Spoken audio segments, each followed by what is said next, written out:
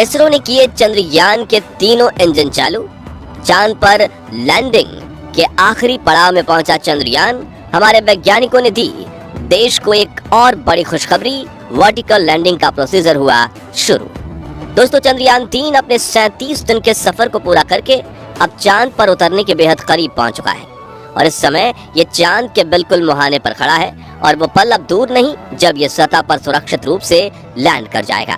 मगर साथियों, अब वो समय भी दूर नहीं है जिस पर आकर हमारा चंद्रयान 2 फेल हुआ था। वो कहते हैं ना, दूध से जले को छाछ का भी डर लगता है। इसलिए इसरो के वैज्ञानिक अब पहले से भी चौकन्ने हो गए हैं, क्योंकि ये इस मिशन का सबसे अहम पड़ाव है और इस समय जरा सी भी भूल इस पूरे मिशन और सालों से की जा रही मेहनत को चंद्रयान 2 की तरह मिट्टी में मिला सकती है। असल में जब इसरो हॉरिजॉन्टल की जगह वर्टिकल लैंडिंग को अंजाम देने वाला है, जो काफी ज्यादा मुश्किल माना जाता है। लेकिन सवाल ये उठता है कि इसरो ने चंद्रयान के लिए वर्टिकल लैंडिंग को क्यों चुना? इस समय हमारा चंद्रयान कहां पर है और इसने देश को क्या बड़ी खुशखबरी दी है? साथ ही अब आगे इसरो इसे लैंड कराने के लिए कौन कौन से स्टेप लेने वाला है, ये सब कुछ हम आज आपको बताने वाले हैं, इसलिए वीडियो को अंत तक जरूर देखिएगा। दोस्तों, चंद्रयान 3 को लेकर इस समय जो सबसे बड़ी खबर निकलकर सामने आ रही है, उसे सुनकर सभी खुशी से झूम उठेंगे। इसरो ने ये गुड न्यूज खुद लोगों को दी है, जिस पर न सिर्फ नासा हमें बधाई दे रहा है, बल्कि रूस, जिसके लूना 25 के साथ हमारी लूनर रेस चल रही है, उसने भी इसरो के वैज्ञानिकों की सराहना की है। इंतजार की घड़ी पूरी हो चुकी है, जिसकी हम बेसब्री से प्रतीक्षा कर रहे थे। इसरो ने वो कारनामा करके दिखाया है जिसे जानकर हर भारतीय का सीना गर्व से चौड़ा हो जाएगा। तो क्या है वो गुड न्यूज, चलिए आपको बताते हैं। असल में दोस्तों, इस समय हमारा चंद्रयान 3 चांद की सतह से सिर्फ 100 किलोमीटर की दूरी पर है और इसके चलते इसरो ने अपना आखिरी दांव खेल दिया है, यानी चंद्रयान 3 के लैंडिंग प्रोसीजर को शुरू कर दिया है। इस प्रोसीजर की शुरुआत प्रपल्शन मॉड्यूल और विक्रम लैंडर को एक दूसरे से अलग करके हुई है। दरअसल लैंडिंग में प्रपल्शन मॉड्यूल का कोई काम नहीं है, इसलिए उसको विक्रम लैंडर से अलग कर दिया गया है और अब आगे के सफर पर विक्रम लैंडर खुद अकेला ही निकल पड़ा है। इस प्रोसीजर के शुरू होते ही इसरो चीफ एस सोमनाथ ने इस मिशन पर काम कर रहे सभी वैज्ञानिकों से पूरी तरह चौकन्ना रहने और आगे के काम के लिए कमर कसने को कह दिया है, क्योंकि उन्हें अच्छे से पता है कि ये इस मिशन का सबसे मुश्किल फेज है। वैज्ञानिकों ने भी तुरंत ही विक्रम लैंडर पर लगे सभी सेंसर्स और दूसरी जरूरी लैंडिंग उपकरणों को ऑन कर दिया है।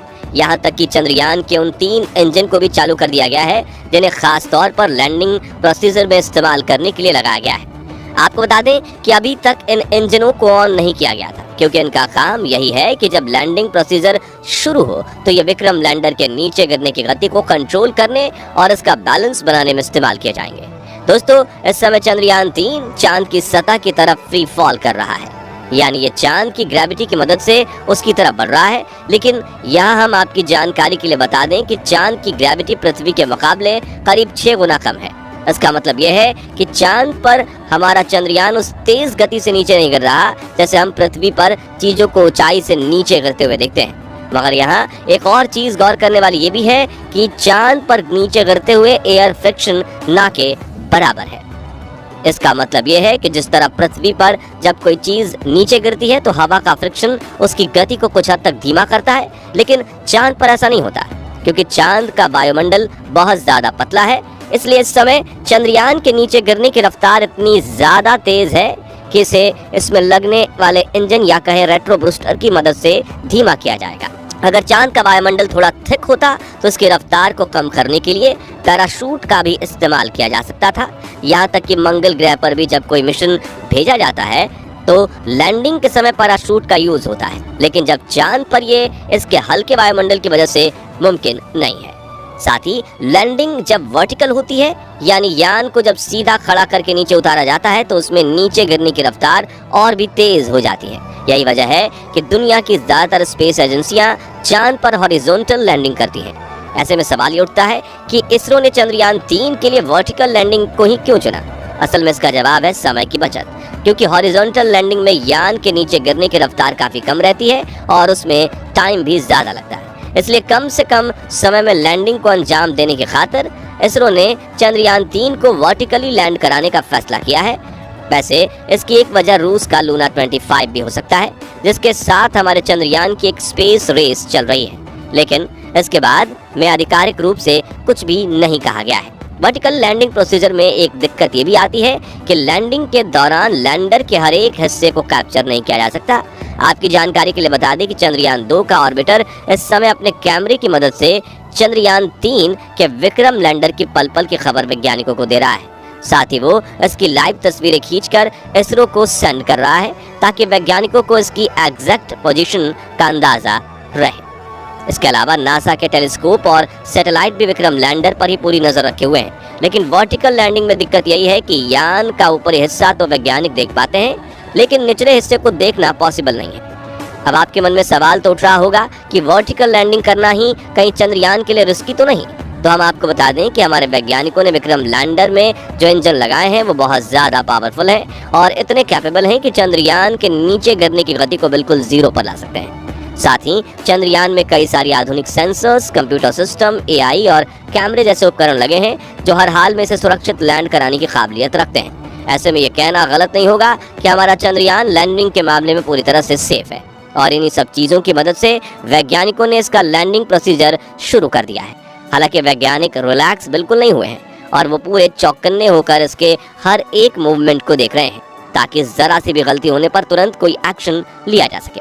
दोस्तों, हमारा चंद्रयान इस समय ऐसे पॉइंट पर पहुंच चुका है जहां से हमारे वैज्ञानिक अगर चाहें तो इसे चंद घंटों के अंदर ही सतह पर उतार सकते हैं, ऐसा कई सारे एक्सपर्ट्स का मानना है।